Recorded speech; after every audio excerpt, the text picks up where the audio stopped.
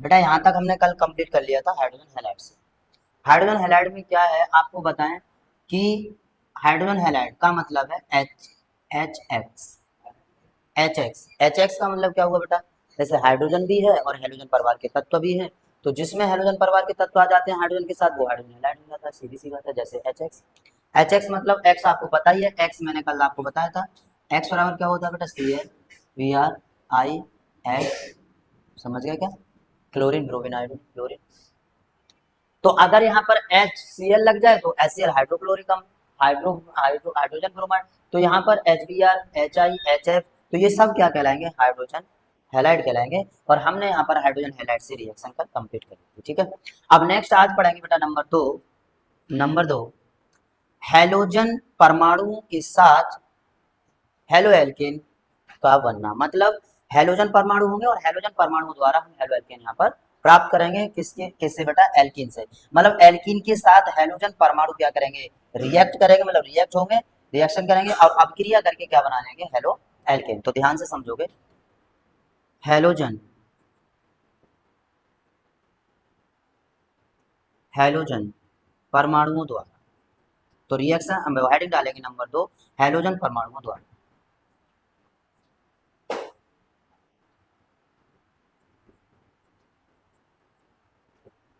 Halogen परमाणुओं द्वारा, भैया हेडिंग डाल दीजिए सर, हेलोजन परमाणुओं द्वारा। देखिए मैं यहाँ पर बार बार लिख रहा हूँ भाई, ClBrIF, ये सब हेलोजन परमाणु है, ठीक है, इतनी बात याद रखें। तो क्या होगा यहाँ पर, एग्जाम्पल समझेंगे हेलोजन परमाणु द्वारा कैसे हम हेलो एल्केन प्राप्त करेंगे। तो जैसे अगर बेटा हमारे पास H2C डबल बॉन्ड CH2 है, मतलब ये एल्कीन है, और एल्कीन की हम क्रिया हेलोजन परमाणुओं द्वारा करा रहे हैं, तो मतलब Cl2, सपोज हमने यहाँ पर Cl2 ले लिया, ठीक है, ये हेलोजन परमाणु है Cl2 क्लोरीन, और इसकी रिएक्शन करा रहे हैं, तो बेटा क्या होगा, यहाँ से आपको पता है ये Cl है, मतलब इसे हम इतना भी लिख सकते हैं, चेक करो, इतना लिख सकते हैं। तो ये बॉन्ड इस बॉन्ड को क्या कर देगा बेटा, ब्रेक कर देगा, तोड़ देगा। तो यहाँ पर H2C और सिंगल बॉन्ड CH2, और ये बॉन्ड ब्रेक होके ये बच गया, ठीक है। तो एक जगह यहाँ Cl लग जाएगा और बेटा यहाँ से होगा। क्या समझ में आया सब बच्चों को, समझ में आया बेटा। इसे हम ऐसे भी लिख सकते हैं, कार्बन कितना हमारे पास बताओ, 2, हाइड्रोजन कितना है, 4, तो ए करके अगर लिखना चाहें तो C2H4Cl2, इतना भी हम इससे लिख सकते हैं। मतलब क्या हुआ, 1,2 डाइक्लोरो 1,2 पर आ जाता है एथ, और इसका नाम हो जाएगा, क्या हो जाएगा बेटा, देखिए 1,2 डाई क्लोरो एथेन। बताओ भाई कोई समस्या, समझ में आया सब बच्चों को। चलिए दूसरा एग्जांपल, ये नंबर 2, अगर मैं कहूँ बेटा H2C डबल बॉन्ड CH2 से Br2 की क्रिया कराइए और हेलो एल्केन को प्राप्त कीजिए, तो करिए भाई। और number 3 H2C double bond CH2, बहुत सारे एग्जाम्पल है ना। चलिए कराएंगे आप सब बच्चे,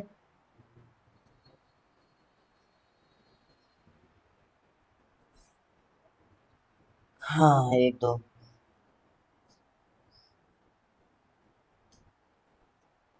चलिए तो इतना रिएक्शन आप कराइए, डाल लेंगे सभी बच्चे फास्फोरस हैलाइड से। और फास्फोरस हैलाइड को समझोगे यहाँ पर, सबसे पहले आप समझिए फास्फोरस हैलाइड क्या होता है, ठीक है। तो देखिए यहाँ पर बेटा पहला ये आप नोट करके रख लेंगे, जिस तरह यहाँ पर मैं रिएक्शन कराऊंगा ना उसी तरह रिएक्शन आगे होगी, ठीक है। तो देखिए फास्फोरस हैलाइड में नंबर 1, अगर बेटा PCl3 की हम क्रिया किसी कंपाउंड के साथ कराते हैं, PCl3 फास्फोरस हैलाइड है, मतलब क्या है, PCl3 है, तो यहाँ पर 3 क्लोरीन है, तो बेटा क्या हो जाएगा, फास्फोरस ट्राइक्लोराइड, क्या हो जाएगा, फास्फोरस ट्राइक्लोराइड। और अगर PCl5 हो तो फास्फोरस पेंटाक्लोराइड। ओके, तो देखेंगे ध्यान से, PCl3 की अगर किसी कंपाउंड के साथ क्रिया कराते हैं तो बेटा क्या होगा, किसी भी कंपाउंड के साथ क्रिया कराएंगे XYZ, तो PCl3 OH की मांग करता है, किसकी भैया, OH,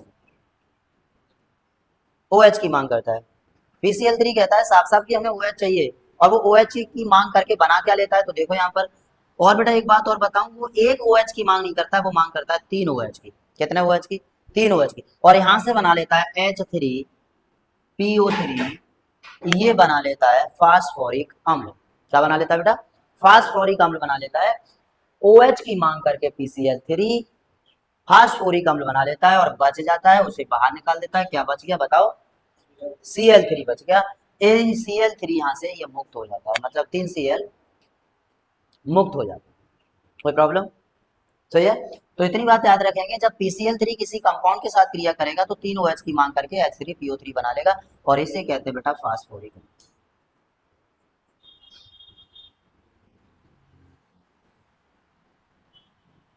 फास्फोरिक क्लोरीन तो ये है, क्लोरीन गैस को मुक्त कर देता है। बताओ सही है। नंबर 1, इसका नाम क्या है बताओ? Phosphorus trichloride.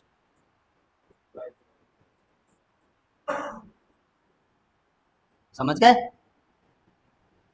नंबर 2 है बेटा PCl5। PCl5 किसी कंपाउंड के साथ क्रिया करता है तो मांग करता है सिर्फ ऑक्सीजन। नंबर 2 क्या है बेटा? PCl5। और PCl5 किसी कंपाउंड के साथ क्रिया करेगा तो ऑक्सीजन की मांग करता है और ऑक्सीजन की मांग करके बना लेता है POCl2। क्या बना लेगा भाई? POCl2, sorry POCl3। POCl3 बना लेता है। अब यहां से बचा कितना बेटा? 2Cl, तो 2Cl बाहर निकाल देता है, ये 2Cl हो जाते हैं मुक्त। हेलो, समझ में आ रहा है बेटा? सब बच्चों तो देखेंगे ध्यान से। PCl5 किसी कंपाउंड के साथ क्रिया करेगा, किसकी मांग करेगा? ऑक्सीजन की। और ऑक्सीजन को लेके क्या बना लेगा? POCl3। 2Cl बाहर निकल जाएंगे। अगर PCl3 किसी कंपाउंड के साथ क्रिया करता है तो किसकी मांग करता है? OH की। कितने OH की? 3 OH की। तो क्या बन जाता है? H3PO3 और 3Cl बाहर निकल जाते हैं। कोई प्रॉब्लम? चलिए इतना समझ में आ गया बेटा। तो ये सबसे पहले ये नोट कर लेंगे और इसी के अनुसार हम रिएक्शन करेंगे। चलिए तो नोट करिए जल्दी। देखिए फास्फोरस हैलाइड में पहला हेडिंग आप डाल लेंगे अल्कोहल से, और यहाँ पर समझेंगे कि अल्कोहल से हम किस प्रकार हेलो एल्केन प्राप्त करें। तो देखिए सबकी नजर सामने होनी चाहिए भाई। देखो बेटा, अल्कोहल से क्या होता है कि अल्कोहल की क्रिया यदि हम PCl3 के साथ कराते हैं, बेटा ध्यान से समझोगे। अल्कोहल की क्रिया मतलब ROH, इसका मतलब हुआ अल्कोहल। आर की जगह क्या है यहाँ पर? Alkyl compound.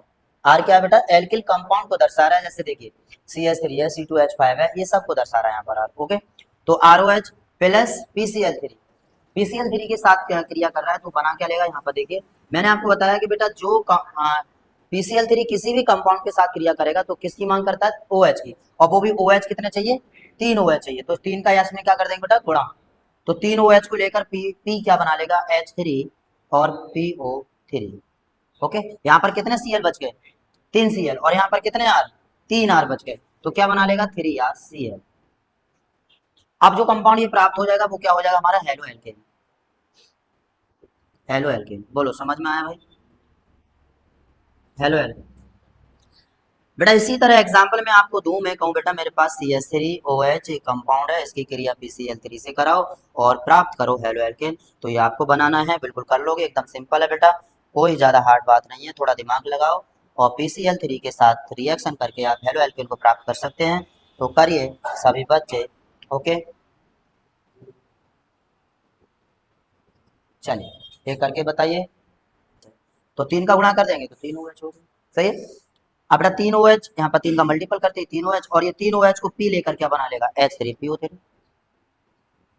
बताओ भाई समझ गए इतनी बात? और प्लस यहाँ पर कितने Cl बचे? अब 3Cl। और यहाँ पर CH3 कितना बचे? 3। तो हो जाएगा 3CH3Cl, क्योंकि 3 एकम 3Cl के। देख लीजिए, ठीक है।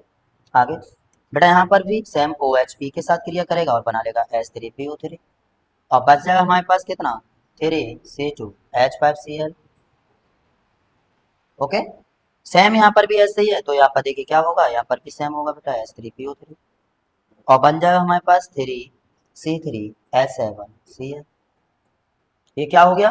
क्लोरोमेथेन, क्लोरोएथेन, क्लोरोप्रोपेन, सब हेलो एल्केन है। बताओ, क्लोरो क्लोरोमेथेन, क्लोरोप्रोपेन, एथेन, सब हेलो एल्केन। कोई प्रॉब्लम? चलिए नोट कर लीजिए इन सभी को बेटा। पल की क्रिया